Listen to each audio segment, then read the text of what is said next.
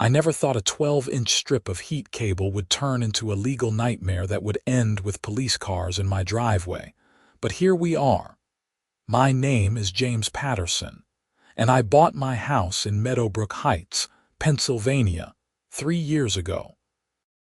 It was a modest 2-story colonial with white siding, black shutters, and a decent yard that backed up to a small wooded area. The neighborhood seemed perfect at first glance. Everyone kept their lawns manicured, the streets were clean, and the community pool actually looked inviting. What I didn't realize until after I'd signed the mortgage papers was that the Meadowbrook Heights Homeowners Association was run by a woman who treated the neighborhood covenants like they were the 10 Commandments carved in stone. Her name was Brenda Morrison, and she was exactly what you'd picture when someone says, HOA Karen. Mid-50s, shoulder-length blonde hair with chunky highlights that hadn't been updated since 2008, and a perpetual expression that suggested she'd just smelled something offensive. She drove a white Lexus SUV with a vanity plate that read, Roules for you, which should have been my first warning sign. Brenda had been the HOA president for 8 years, running unopposed because nobody else wanted the position badly enough to deal with the paperwork and the complaints. She treated it like being mayor of a small city, complete with what I can only describe as a power trip that would make a mall cop blush. The heat cable issue started last November. Pennsylvania winters are no joke, and my first winter in the house had taught me that the gutters on the north side of my roof accumulated ice like crazy. The previous owner had apparently dealt with it by just letting ice dams form and hoping for the best, which explained the water damage I'd found in the attic that first spring. I wasn't about to let that happen again, so I did my research and decided to install heat cables along the problem areas. For those who don't know, heat cables are essentially weatherproof electrical cables that you run along your roof edge and through your gutters. They produce just enough heat to melt snow and ice, preventing those destructive ice dams that can rip gutters clean off your house and cause thousands in water damage. They're common sense in cold climates, and half the houses on my street had them. I bought a quality system from a reputable company, paid a licensed electrician named Marcus to install them properly with the right breakers and outdoor outlets, and felt pretty good about my responsible homeownership.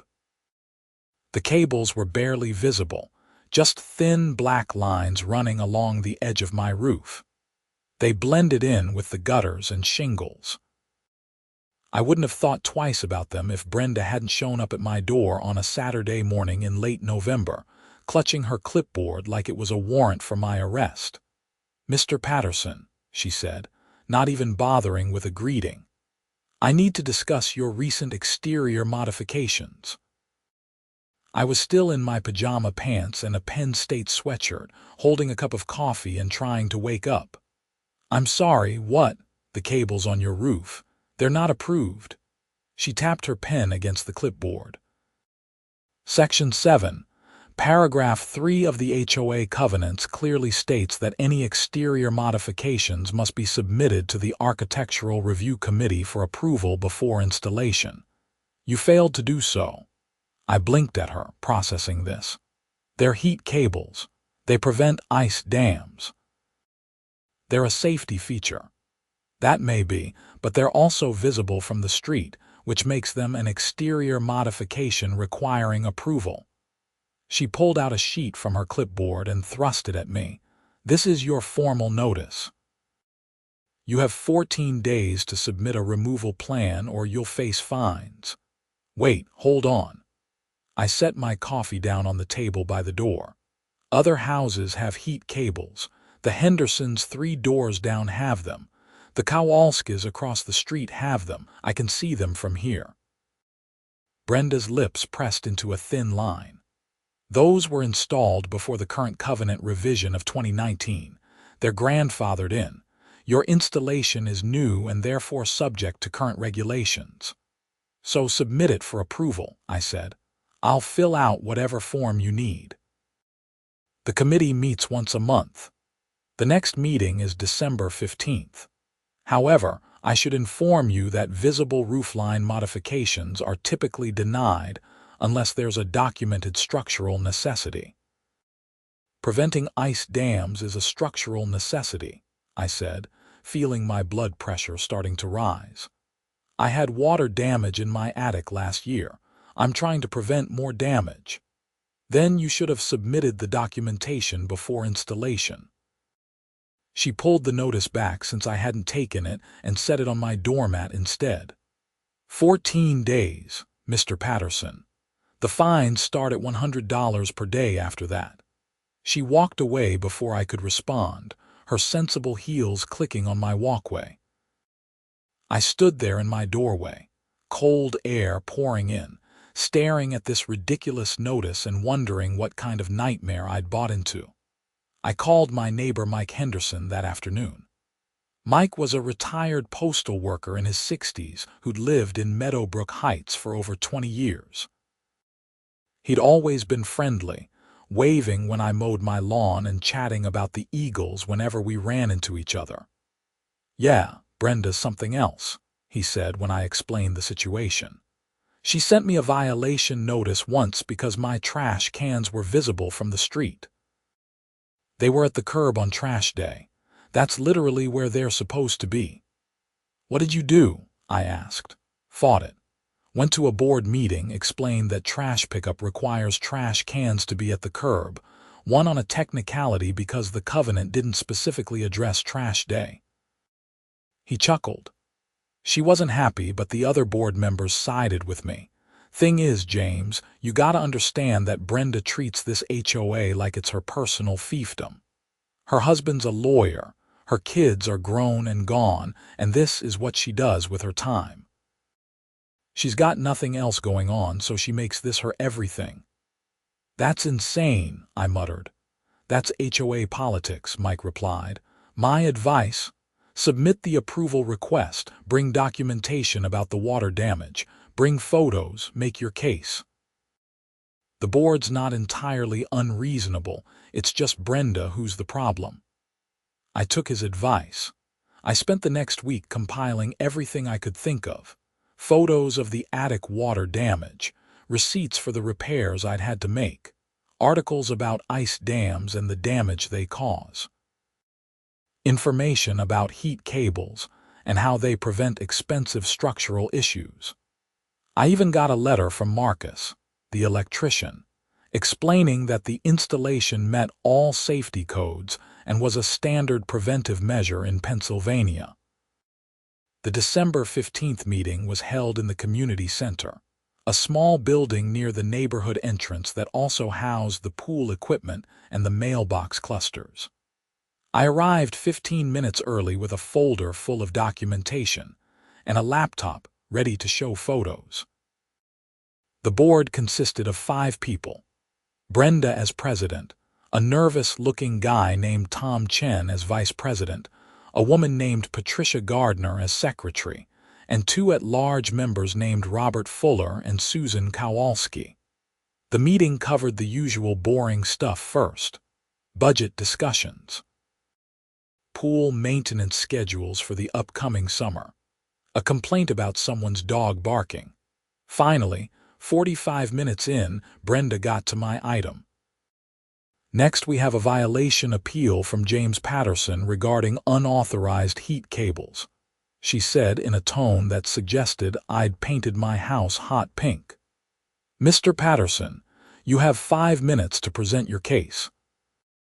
I stood up, suddenly aware that there were maybe 20 other homeowners in the audience, some there for other issues and some just attending because they cared about neighborhood stuff. "Thank you. I installed heat cables on my north-facing roofline to prevent ice dams.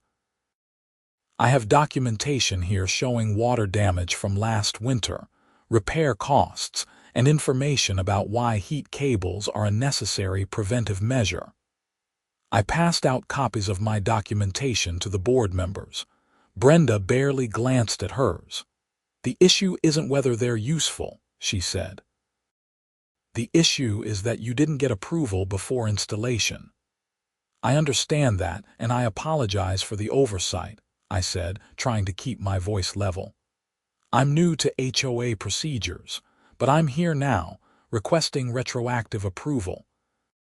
The cables are barely visible, they match the house colors, and they prevent serious structural damage. Half the houses in this neighborhood have them." "Grandfathered installations," Brenda said immediately. Patricia, the secretary, spoke up. "Actually, Brenda, the Johnsons installed theirs in 2021. That's after the covenant revision." Brenda's jaw tightened. "That was a special exception due to documented recurring ice dam issues." "Which is exactly what Mr. Patterson is presenting," Tom said quietly. He was looking through my documentation. "He's got photos here of pretty significant water damage. This looks like it cost a few thousand to repair." $4,300, I confirmed. "Plus the cost of the heat cable installation, which was another $800. Still cheaper than dealing with this every year." Robert Fuller, an older man with gray hair and glasses, nodded. "Seems reasonable to me. Heat cables are standard in this climate. My son's house up in Scranton has them on every roof line." "But our covenants require pre-approval," Brenda insisted. "If we start allowing retroactive approvals, we might as well not have rules at all." Susan Kowalski leaned back in her chair. "Brenda, let's be practical here. The man's trying to protect his house. The cables aren't an eyesore. Nobody complained about them until you did." "I move that we approve the installation retroactively with a warning about following procedure in the future." "I second that," Tom said quickly. Brenda's face was turning red. "We need to maintain standards. The covenants exist for a reason. They protect property values." "Heat cables protect the actual property," Patricia pointed out. "I'm with Susan. Let's vote." The vote was 4-1 in my favor, with only Brenda voting against approval. I felt a wave of relief wash over me as Tom said, "Motion carries. Mr. Patterson, your heat cables are approved. Please remember to submit requests before any future exterior modifications." "Absolutely. Thank you," I said, gathering my materials. Brenda was staring at her fellow board members like they'd committed treason. As the meeting moved on to other business, I saw her furiously writing notes on her clipboard. I should have known right then that this wasn't over. I left the meeting feeling vindicated. Mike was right. The board was reasonable even if Brenda wasn't.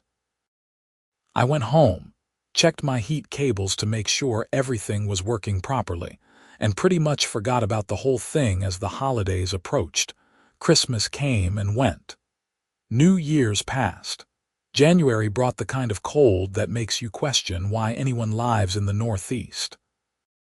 My heat cables did their job perfectly, keeping my gutters clear while my neighbors without them struggled with icicles and ice buildup. I felt smug every time I looked at my roof. Then, on a Friday afternoon in late January, I came home from my job as an IT consultant to find another notice on my door. This one was different, though. It wasn't from the HOA. It was from the township's code enforcement office. "Notice of potential code violation," it read. "It has been brought to our attention that electrical work may have been performed at this address without proper permits. Please contact this office within 5 business days to provide documentation of permits and licensed contractor information for any electrical work performed in the past 12 months. My stomach dropped. I called Marcus, the electrician, immediately. "Yeah, I pulled a permit for that job," he said when I explained. "Standard procedure. It should be on file with the township. Sounds like someone's causing trouble for you, buddy." "Can you send me a copy of the permit?" I asked. "Sure thing. Give me 10 minutes. He emailed it over and I could see it clear as day. Permit number, inspection date, approval stamp, everything. Someone had called in a complaint knowing full well that the work was permitted, just to hassle me, and I had a pretty good idea who that someone was. I called the code enforcement office Monday morning and spoke with a bored-sounding clerk who confirmed they'd received an anonymous complaint. I emailed her the permit documentation, and she closed the case within an hour, but the message was clear. Brenda wasn't going to let this go. The next incident came in early February. I got a notice that I was violating the snow removal covenant because my driveway hadn't been cleared within 24 hours of the last snowfall. The problem was that it had barely snowed, maybe an inch of flurries, and I had cleared my driveway. I had photos on my phone from that morning proving it. When I confronted Brenda about it at her house, she claimed she'd documented it before I'd cleared it, but she couldn't produce any photos with timestamps. "This is harassment," I told her, standing on her front porch while she blocked her doorway like I was trying to force my way in. "This is enforcement," she replied coldly. "If you can't follow simple rules, perhaps this neighborhood isn't the right fit for you." "The board approved my heat cables. This is retaliation." "I don't know what you're talking about. I'm simply doing my job as HOA president." She started to close the door. "Have a good day, Mr. Patterson." I went to Tom Chen, the vice president, with my concerns. He met me at a Starbucks off the main highway, and I could tell he was uncomfortable with the whole situation. "Look, I know Brenda can be intense," he said, stirring his coffee nervously. "But making accusations of harassment is serious. Do you have proof? 3 bogus violations in 6 weeks. "That's a pattern," I said. "The electrical complaint came from an anonymous source. Could have been anyone. The snow thing, that's just a misunderstanding, right? And the heat cables, that was a legitimate covenant issue that got resolved. Maybe you're being a little paranoid." I could see I wasn't going to get anywhere with him. Tom was too worried about rocking the boat. I left frustrated but determined to just keep my head down and document everything. February rolled into March, and I didn't hear from Brenda at all. I started to think maybe she'd moved on to harassing someone else. The weather was getting warmer, the snow was melting, and my heat cables were ready to be turned off for the season. I dodged the bullet. Then came the March storm that changed everything. The Weather Service had been tracking it for days. A late winter nor'easter, they called it, bringing heavy rain, high winds, and a rapid temperature drop that would freeze everything into a coating of ice.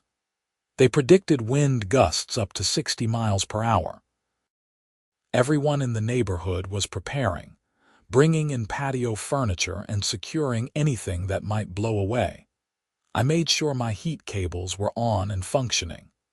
With rain forecast to hit before the temperature dropped, I knew there'd be serious ice accumulation. My gutters would be fine, but I was worried about everyone else's. The storm hit on a Thursday night.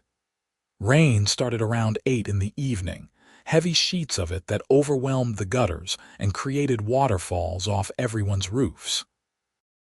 The wind picked up around midnight, howling through the trees and rattling my windows. I lay in bed listening to branches scraping against the house and hoping my roof shingles would hold. Around 3 in the morning, the temperature plummeted. I could hear the rain turning to sleet, then freezing rain, coating everything in ice. The wind was relentless, gusting so hard that my whole house seemed to shudder. I finally gave up on sleep and went downstairs to make coffee, watching through my kitchen window as the storm raged outside. When dawn finally broke, the neighborhood looked like a disaster zone. Tree branches were down everywhere. Power lines were sagging under the weight of ice. And as the light grew stronger, I could see something else.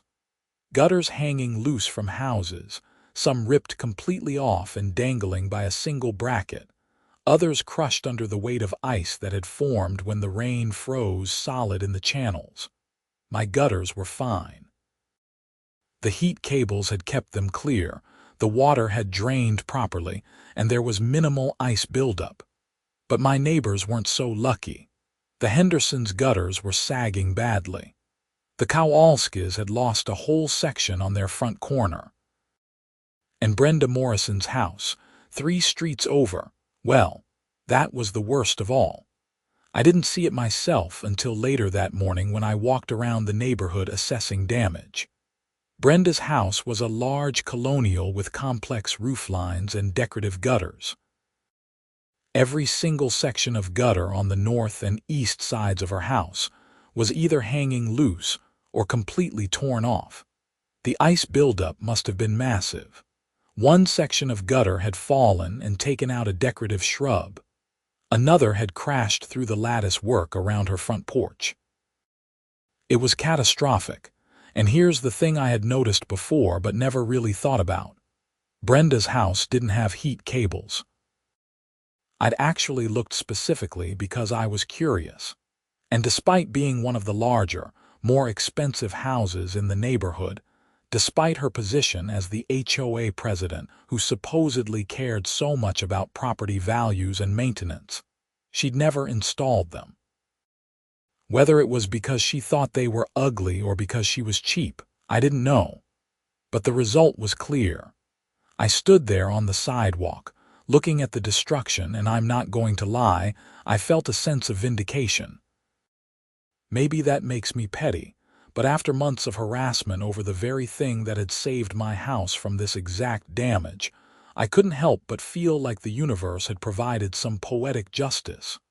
Mike Henderson walked up beside me, surveying the damage. "Wow," he said simply. "Yeah," I replied. "Your place looks good," he noted. "Heat cables did their job." He shook his head slowly. "Bet Brenda's feeling pretty stupid right about now." I didn't say anything, but I was thinking it. The neighborhood spent the next few days cleaning up. Power was out for some houses, but not others, depending on which lines were down. My power stayed on, thankfully. Insurance adjusters started showing up. Contractors were booked solid for weeks. It was chaos. I was in my driveway on Saturday afternoon, cutting up a fallen branch with my chainsaw, when Brenda's white Lexus pulled up. My stomach tightened. I turned off the saw and pulled off my work gloves. She got out of her car, and I could see immediately that she was barely holding it together. Her hair wasn't styled perfectly for once. She wasn't wearing makeup. She looked exhausted and furious. "I need to talk to you," she said without preamble. "Okay," I replied cautiously. "Your heat cables." She gestured vaguely toward my roof. "I need the contact information for your installer." "Marcus Wellington. He's in the book. Wellington Electric." I paused. "Your insurance should cover the gutter damage, though." Her jaw clenched. "I have a $5,000 deductible, and they're saying the damage could have been prevented with proper maintenance measures." "They might not cover it at all." I didn't know what to say to that, so I just stood there. "This is partially your fault," she said suddenly, and I felt anger flash through me. "Excuse me. If you hadn't made such a big deal about your heat cables at the board meeting, if you just followed the rules and removed them like you were supposed to, none of this would have happened." I stared at her in disbelief. "How is your house getting damaged my fault?" "You should have warned people. You should have told the neighborhood that this kind of damage was possible. You knew. You had documentation about ice dams and damage, and you kept it to yourself. I presented it to the entire board at a public meeting that you tried to use to force me to remove my cables." My voice was rising. "You're the HOA president, Brenda. If anyone should have been warning people about ice dam prevention, it was you. Don't you dare lecture me about my responsibilities," she snapped. "I've been running this HOA for 8 years. I've kept property values stable. I've maintained standards. Your gutters are literally hanging off your house right now, I shot back. Maybe worry less about whether my cables are visible from the street and more about actual home maintenance. Her face went bright red.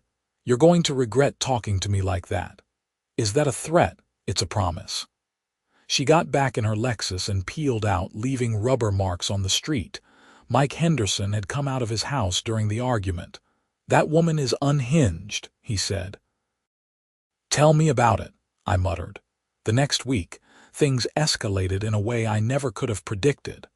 I came home on Tuesday to find another notice on my door, this time from the HOA again. My heart sank as I read it. Notice of Emergency Architectural Review, it stated. Due to concerns raised about electrical safety and fire hazards, the HOA board is requiring immediate inspection and potential removal of heat cable systems installed after 2019. Systems found to be non-compliant with updated safety standards will be required to be removed within 30 days. Inspection will be conducted by HOA-approved contractor. Cost of inspection to be borne by homeowner. This was insane. There were no updated safety standards. Heat cables that were installed to code were perfectly safe. This was Brenda inventing reasons to force me and anyone else who'd crossed her to spend money and potentially remove perfectly good safety equipment. I called Tom Chen immediately. He actually answered this time, which surprised me. Tom, what is this inspection notice? I demanded. I didn't know she was sending those out, he said, and he sounded genuinely surprised. She said something at an emergency board meeting about safety concerns, but we didn't vote on anything. James, I didn't approve this. She's abusing her position, I said. This is retaliation, Tom. You know it, I know it, everyone knows it. I'll talk to the other board members, he said. Give me a day. That day turned into 3 days. Finally, on Friday, Tom called me back. We're calling another board meeting for Monday night. This has gotten out of hand. Patricia and Susan are both furious that Brenda sent out notices without a board vote. Robert's on the fence, but I think we can rein her in. Monday night's meeting was packed. Apparently, about 30 homeowners had received the inspection notice, including several with grandfathered heat cable systems. People were angry. Mike Henderson was there. The Johnsons were there. Even quiet Mrs. Chen from 2 blocks over showed up, and she never came to meetings. Brenda opened the meeting with her usual stern demeanor, but I could see cracks in her composure. I've called this meeting to address concerns about electrical safety in our community. Recent weather events have highlighted the importance of proper equipment maintenance and installation standards. You sent out inspection notices without board approval, Patricia interrupted. That's not how this works, Brenda. I acted under emergency authority as president, Brenda replied coolly. There's no such thing as emergency authority in our bylaws, Susan said. She had a copy of the HOA documents in front of her. Every significant action requires a board vote. You know that. The safety of our residents is paramount, Brenda insisted. Mike Henderson stood up from the audience. With all due respect, Mrs. Morrison, this isn't about safety. This is about you being angry that some of us have functional gutters and you don't. There were murmurs of agreement from other homeowners. Brenda's face was turning red again. That's completely inappropriate, she said. Mr. Henderson, you're out of order. No, you're out of order, someone else called out. I turned and saw it was Dave Johnson. My heat cables were approved in 2021. They're installed to code. They saved me thousands in damage last week, and now you want me to pay for some bogus inspection. That's extortion. It's not extortion, it's safety enforcement, Brenda shot back. Then the HOA should pay for the inspections, Patricia said firmly. If this is truly a community safety issue and not personal retaliation, then it should come out of HOA funds, not individual homeowners' pockets. Tom nodded. I agree. I move that any safety inspections be funded by the HOA budget and that they be conducted by a township-approved inspector, not an HOA-selected contractor. And I move that we rescind all the inspection notices until we've properly researched what standards actually apply, Susan added. These motions are out of order, Brenda said, banging her gavel. We haven't finished the main discussion. Actually, they're perfectly in order, Robert Fuller spoke up. Call the votes, Brenda. The look on Brenda's face was pure fury, but she was trapped. Both motions passed 4-1, with only Brenda dissenting. The inspection notices were rescinded.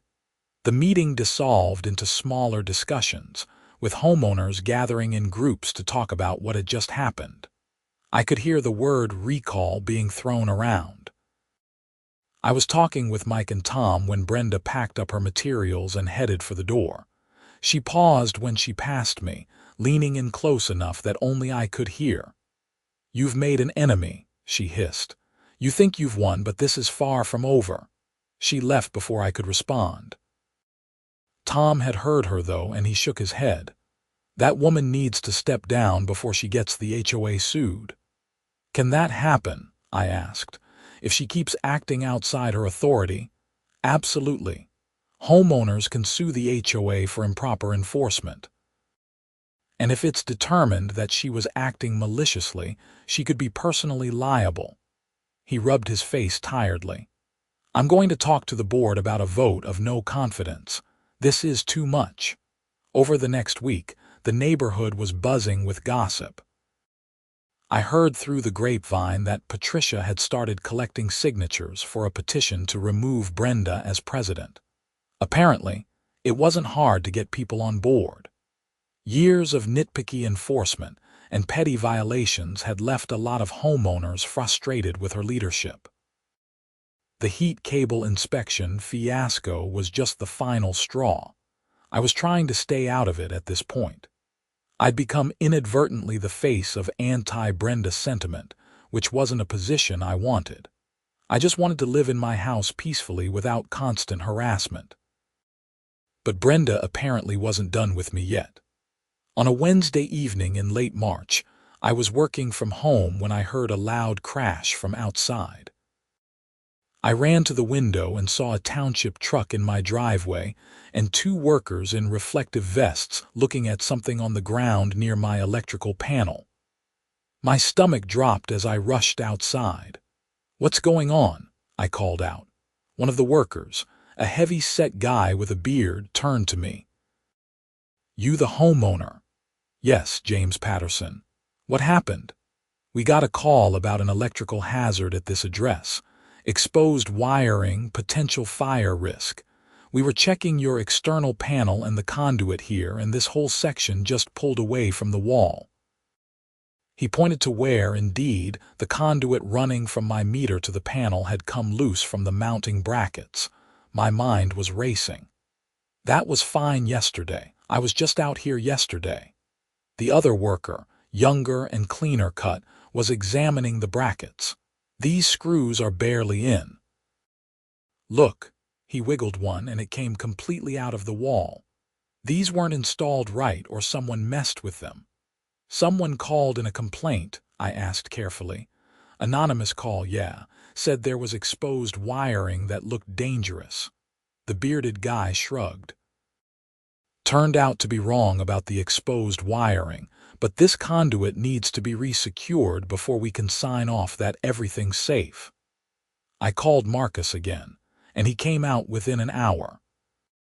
After the township workers left, making notes on their inspection forms, Marcus examined the conduit mounting. "Someone loosened these," he said flatly.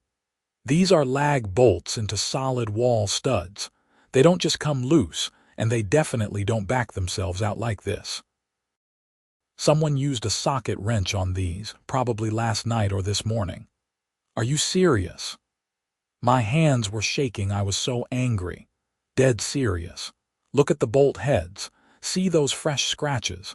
That's from a wrench that didn't quite fit right, probably an adjustable that was a hair too big. These were tampered with. He started pulling tools from his truck. I'll get them resecured and document everything. You might want to file a police report. For someone messing with my electrical panel. For someone creating a potentially dangerous situation on your property and filing a false report to bring officials here. That's criminal mischief at minimum, maybe more. And if someone gets hurt from something like this, it could be way worse. I hadn't thought about it that way, but he was right. I called the local police non-emergency line and explained the situation. They sent an officer out about an hour later, a young guy named Officer Ramirez, who took down all the information and Marcus's statement about the tampering. "Do you have any idea who might have done this?" he asked me. I hesitated. I wanted to say Brenda's name so badly, but I had no proof. "I've been having ongoing disputes with my HOA president. It's been escalating, but I don't have any evidence that she specifically did this." "HOA disputes can get nasty," Officer Ramirez said. "I've seen it before. If you have documentation of the disputes, might want to compile it. If there are more incidents, it'll help establish a pattern." He handed me a case number. "We'll keep this on file. If anything else happens, call immediately, not the non-emergency line. This kind of thing can escalate to serious vandalism or worse." That night, I started a detailed log of everything that had happened since November. Every bogus violation notice, every confrontation, the fake code enforcement complaint, the illegal inspection notice. The timeline was damning. I also set up security cameras front and back with motion detection and night vision. If someone was going to mess with my property again, I was going to catch them on video. The cameras were live by Friday morning. Friday night at 2:15 in the morning they caught something. I was asleep when my phone buzzed with a motion alert. Groggy, I opened the camera app and felt instantly awake. Someone was in my side yard, near the electrical panel. The night vision showed a figure in dark clothing and a hood, crouched down near where Marcus had resecured the conduit. I grabbed my phone and called 911, whispering even though I was inside and they couldn't possibly hear me.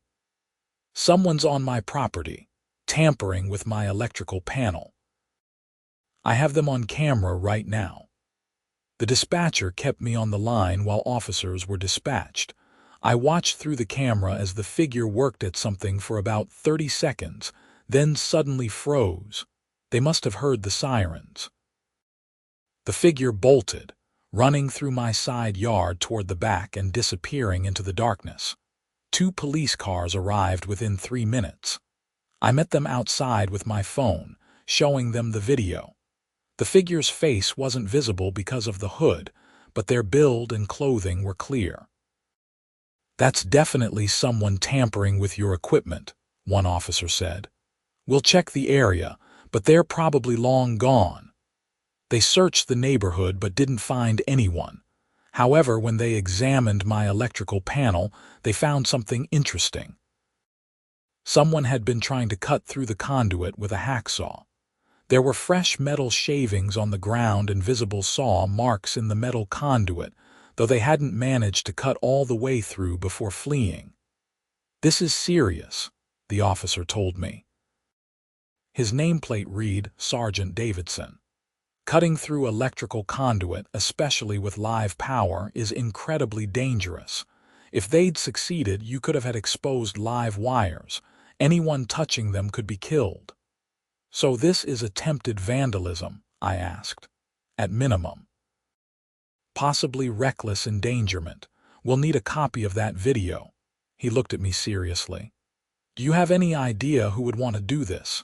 Be honest, because this has crossed the line from petty harassment to criminal activity." I told him everything. The whole saga with Brenda, the heat cables.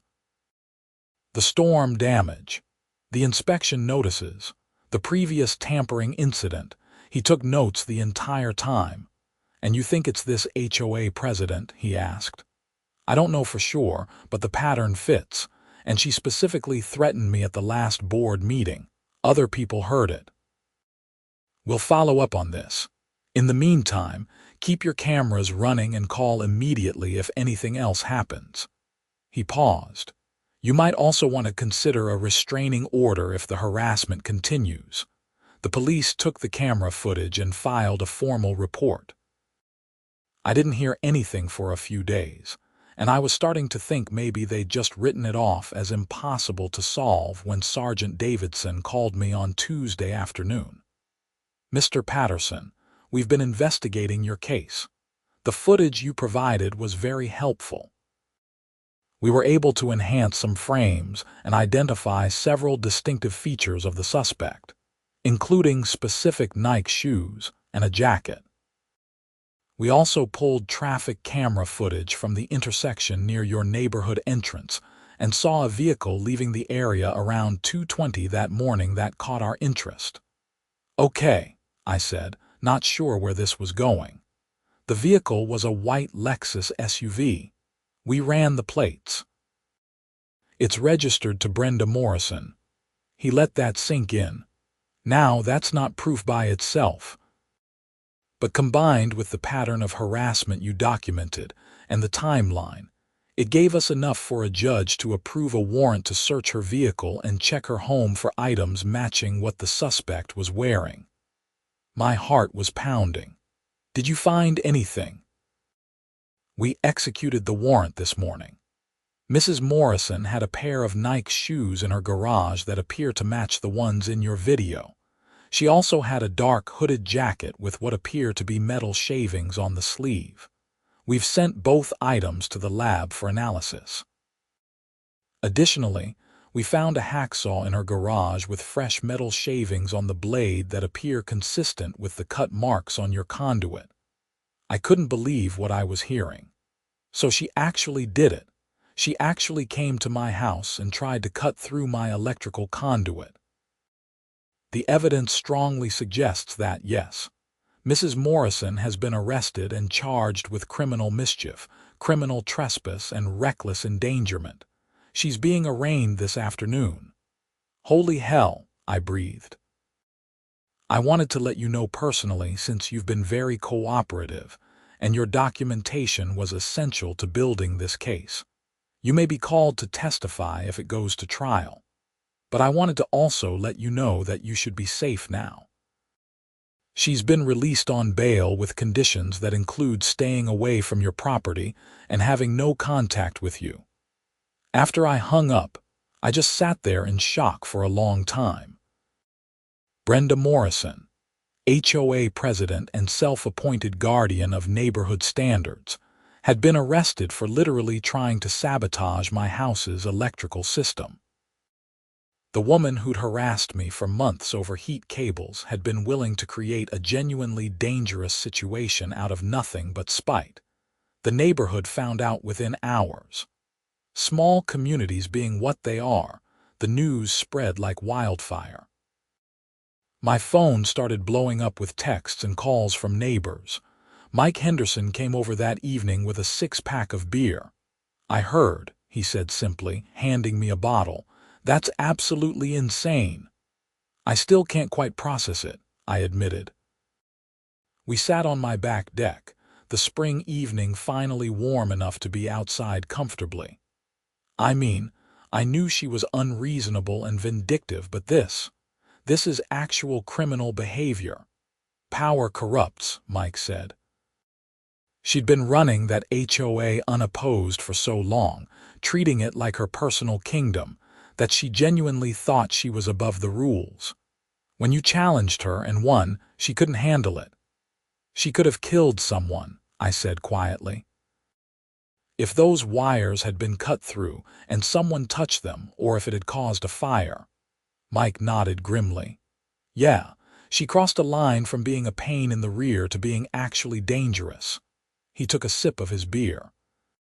Silver lining, though, There's going to be a special election for a new HOA president.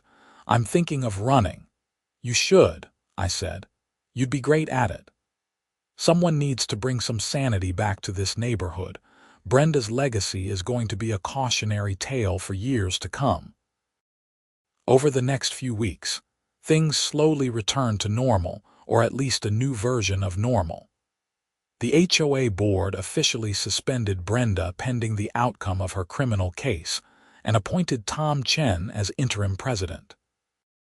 Tom's first act was to formally rescind all the violations Brenda had issued in the past 6 months and to send out an apology letter to affected homeowners.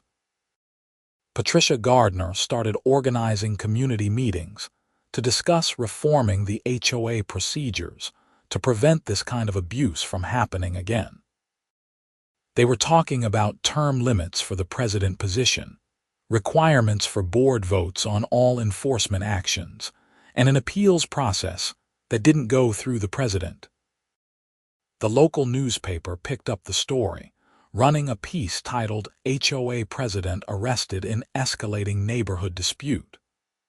It was embarrassing for Meadowbrook Heights, but most people seemed to view it as a necessary airing of dirty laundry.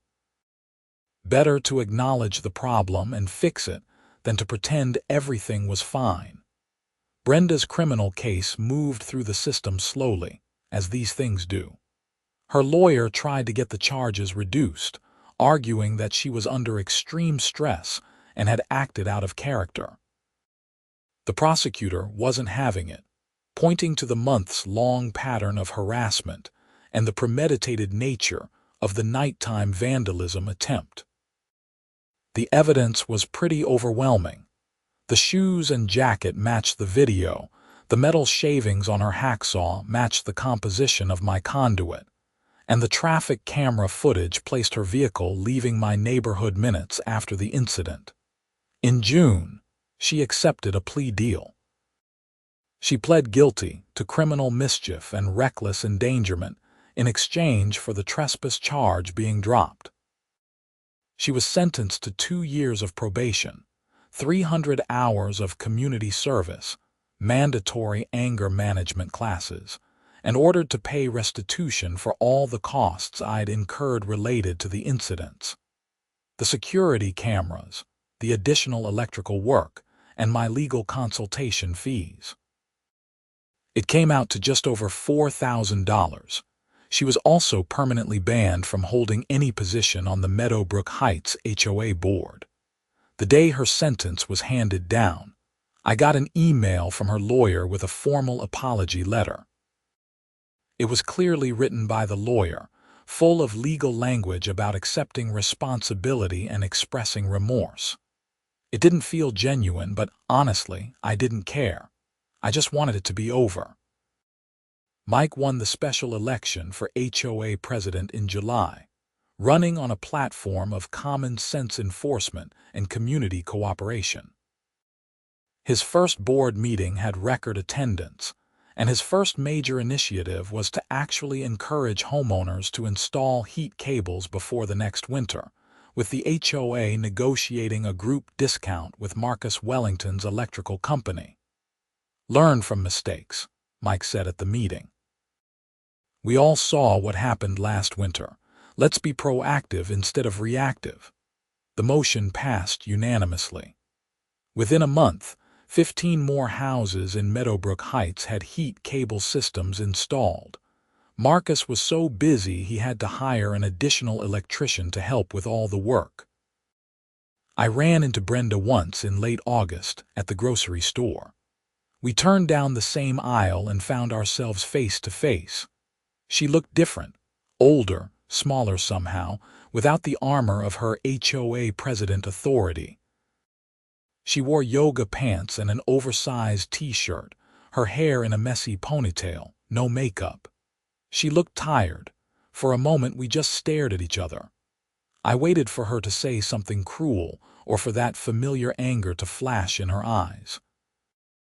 Instead, she just looked away and walked past me without a word, her cart squeaking slightly as she hurried toward the other end of the store. I realized in that moment that she wasn't worth my anger anymore. She'd lost everything that mattered to her: her position, her authority, her reputation in the neighborhood. She was going to be remembered as the cautionary tale, the HOA president who went too far. That was punishment enough. Fall came, and with it football season and cooler weather. The leaves turned brilliant reds and golds. Halloween decorations went up, and for the first time, I didn't worry about whether my inflatable pumpkin was in violation of some obscure covenant. The new board under Mike's leadership was focused on actual community building rather than nitpicking enforcement. In November, almost exactly a year after the heat cable saga began, the first snow fell. It was just a dusting, but I went outside and checked my heat cables anyway, making sure everything was ready for whatever winter wanted to throw at us. My gutters were clean. My system was functional. My house was protected. Mike came out of his house across the street and waved. His new heat cables were visible along his roofline, thin black lines that blended in with his gutters. "Ready for winter," he called out. "Ready as I'll ever be," I called back. That night, I sat in my living room with a cup of hot chocolate, listening to the wind pick up outside and watching the snow fall more heavily. I thought about everything that had happened over the past year. The harassment, the escalation, the criminal case, the resolution. It had been exhausting and stressful, and there were times I'd considered just selling the house and moving somewhere without an HOA. But this was my home. I'd stood up for what was right, for basic common-sense home maintenance, and I'd won. Not just in the court case, but in changing how the HOA operated. Brenda's reign of petty tyranny was over, and the neighborhood was better for it. The next morning, I woke up to 3 inches of snow and temperatures in the teens. I made coffee and went outside to check the damage. My heat cables had done their job perfectly. The snow on my roof was melting properly, channeling water through clear gutters that hung securely on their brackets. No ice dams, no damage, just a well-maintained house weathering a winter storm exactly as it should. I walked around the neighborhood in my boots and winter jacket, ostensibly to get some exercise but really to see how everyone else had fared. The houses with the newly installed heat cables looked great. The few holdouts who decided they didn't need them were already dealing with icicles and ice buildup. Nothing catastrophic like last year's storm, but enough to be a problem. When I walked past Brenda's house, I saw that someone else was living there now. There was a different car in the driveway, and the gutters had all been replaced with new ones. I'd heard through the neighborhood grapevine that she and her husband had sold the house and moved to a condo in a different town. A fresh start, away from the community she'd tried to control so rigidly that she'd broken herself against it. The new owners had installed heat cables. I could see them clearly along every roofline. I found myself smiling as I headed back home. There was something poetic about that, something satisfying. The house that had been at the center of so much conflict was now protected the same way mine was, the way it should have been all along. Common sense had prevailed. Christmas came and went. New Year's arrived. The neighborhood threw a party at the community center, and I went, mingling with neighbors I'd gotten to know much better over the past year. People who'd been just faces and waves before were now actual friends. Susan Kowalski introduced me to her sister who was visiting from Ohio. Tom Chen and I talked about the Eagles' playoff chances. Patricia Gardner showed me photos of her new grandson. Mike gave a little speech at midnight, right before the countdown. "Here's to a better year," he said, raising his glass of champagne. "To community, common sense, and keeping our gutters attached to our houses." Everyone laughed and cheered. We counted down together, and when the clock struck midnight, there was hugging and celebration and genuine warmth. This was what a community was supposed to feel like. Not constant surveillance and violations and petty enforcement, but actual neighbors caring about each other. January brought more snow. February brought ice storms. March brought freezing rain. My heat cables handled all of it without any problems. The neighborhood, better prepared than last year, weathered the winter with minimal damage. Marcus Wellington sent out a group email thanking everyone for their business and offering free maintenance checks on all the systems he'd installed. In April, as the weather finally warmed and I turned off my heat cables for the season, I got a letter in the mail. It was from the county courthouse, notifying me that Brenda Morrison had successfully completed her anger management program and was 4 months into her probation with no violations. It was just a standard notification sent to victims in criminal cases, letting them know the status of the offender. I filed it away with all the other documents from the saga and didn't think much about it. She was irrelevant to my life now. She couldn't hurt me or anyone else in the neighborhood anymore. She was just someone who'd made bad choices and was dealing with the consequences. Life moved on. Spring brought warm weather and yard work. I planted flowers in my front beds and reseeded some bare patches in my lawn. I had a barbecue and invited Mike and several other neighbors. We sat on my back deck, grilled burgers and hot dogs, and talked about everything except HOA drama. It was wonderful. In May, the HOA held elections for the full board. Mike ran unopposed for president and won easily. Patricia stayed on as secretary. Susan remained on as an at-large member. Tom decided to step down, saying he'd done his part and wanted to focus more on his consulting business. 2 new members joined. Dave Johnson, whose heat cables had been caught up in Brenda's inspection notice fiasco, and Jennifer Martinez, a newer resident who worked as a paralegal and brought a valuable legal perspective. The new board's first meeting was nothing like the contentious battles of the previous year. They discussed pool opening procedures, approved a new landscaping contract for the common areas, and reviewed the budget. Boring, normal HOA stuff. It was beautiful in its mundanity. As summer arrived and I was finally able to completely put the heat cable saga behind me, I realized I'd learned something valuable. HOAs aren't inherently bad. They're just organizations run by people, and they're only as good or as bad as the people running them. When you get someone who views the position as a power trip rather than a service role, things can go very wrong very quickly. But when you get people who genuinely care about the community and use common sense, they can actually be beneficial. I also learned that standing up for what's right, even when it's exhausting and stressful, matters. If I just rolled over and removed my heat cables when Brenda first demanded it, I would have been dealing with the same gutter damage that cost her thousands of dollars.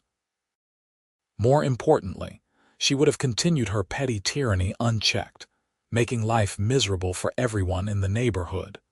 Sometimes you have to be willing to fight to document everything, to stay calm and factual even when someone is being completely unreasonable. Sometimes you have to let the system work, trusting that eventually the truth will come out and justice will be served. And sometimes you just have to install your heat cables, maintain your property responsibly, and watch karma do its thing when the next big storm rolls through. One evening in late June, I was sitting on my front porch with a beer, enjoying the summer twilight when Mike walked over from across the street. "Got a minute?" he asked. "Always. Want a beer?" "Sure." I grabbed him one from the fridge and we sat on my porch steps watching the neighborhood. Kids were riding bikes. Someone was walking a dog. A couple of houses down, the new family that had moved into Brenda's old house was outside watering their garden. You know, Mike said, I was thinking the other day about everything that happened last year, the whole heat cable mess. Yeah. If someone had told me a year ago that our HOA president would end up arrested and convicted of trying to sabotage your electrical system, I would have said they were crazy. He shook his head. But looking back, all the signs were there. The petty enforcement, the power trips, the inability to admit when she was wrong, we all saw it. We just didn't do anything about it until it got completely out of control. Hindsight's 2020, I said. True, but I think there's a lesson there for all of us. Don't wait until things get catastrophic to speak up. If something's wrong, address it early. He looked at me. You did that. You challenged her at that first board meeting. You documented everything.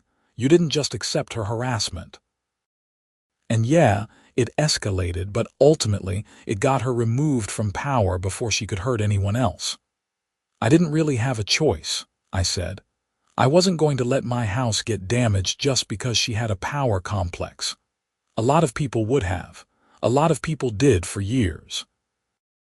You were just the first one to say no loud enough and publicly enough that it made a difference. He raised his beer bottle. So thanks. Seriously, you made this neighborhood better. We clinked bottles, and I felt a warmth that had nothing to do with the summer evening. This was what community was supposed to be. People looking out for each other. People standing up for what's right. People caring about more than just their own little corner of the world. As the sun set and the streetlights came on, I thought about those heat cables on my roof, currently dormant but ready for next winter. They were such a simple thing, just electrical cables designed to melt ice. But they'd become a symbol of something bigger. The importance of proper home maintenance, the danger of unchecked authority, and the power of standing up for common sense. Next winter, when the snow falls and the temperatures drop and the wind howls through the trees, my gutters will stay clear. My house will stay protected. And Brenda Morrison will be somewhere else, hopefully having learned something from the spectacular consequences of her own vindictive behavior. And that, in the end, is justice. Not dramatic or flashy, but simple and practical. Just like a properly installed heat cable system, the neighborhood moved forward.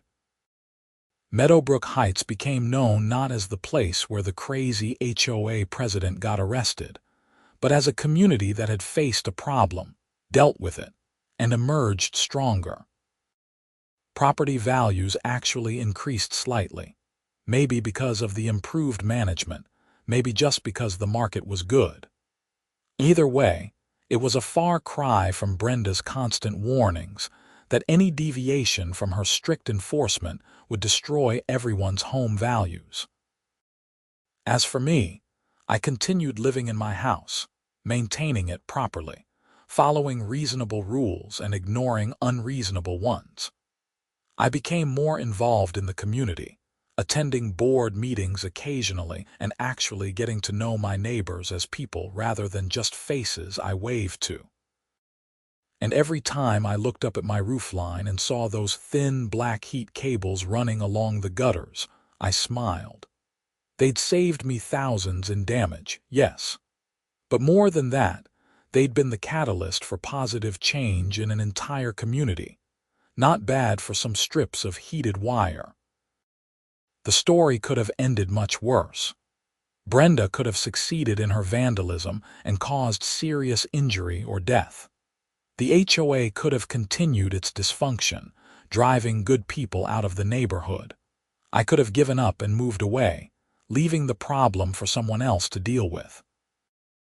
Instead, we all got a lesson in why checks and balances matter, why one person shouldn't have unchecked authority, and why sometimes the most mundane home maintenance decisions can have far-reaching consequences. So here's to heat cables, to common sense, to communities that hold their leaders accountable, and to gutters that stay firmly attached to houses where they belong.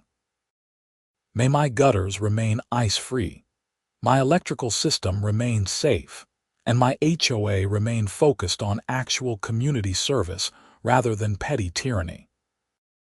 And may Brenda Morrison, wherever she is, have finally learned that being right isn't worth destroying your life over, especially when you're actually wrong. The end of this story isn't dramatic. There's no final confrontation, no last-minute twist. Just a neighborhood that works a little better, a community that learned from its mistakes, and one homeowner who can finally enjoy his house in peace, knowing that when winter comes, he'll be ready. His heat cables will do their job, his gutters will stay intact, and the worst storm in the forecast will just be weather, not a metaphor for HOA dysfunction. And really, that's all any homeowner wants.